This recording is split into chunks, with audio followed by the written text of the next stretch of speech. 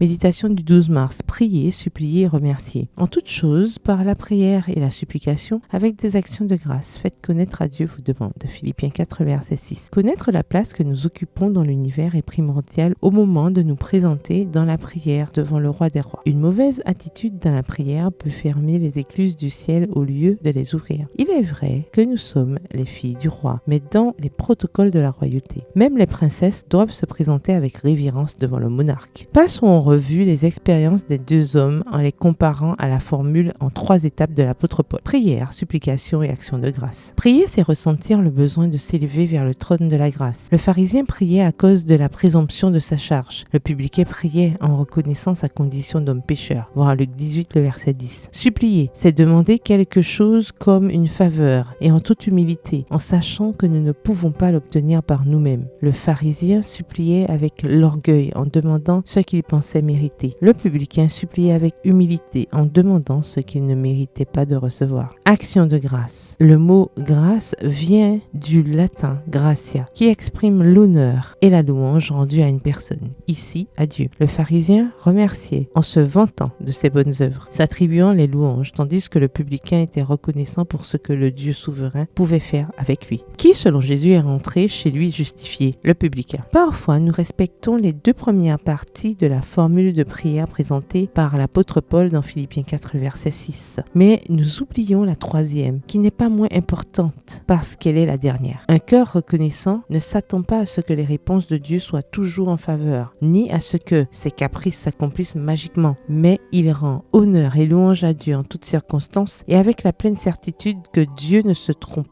dans aucun de ses desseins. Un cœur qui prie, supplie et remercie est un cœur ouvert pour que l'Esprit Saint y déverse la grâce sanctifiante du Christ. Cette façon de prier ne connaît pas l'échec. Votre cœur est-il ouvert? PS, heureuse de me présenter devant le roi. Bonne journée, que l'Éternel vous bénisse.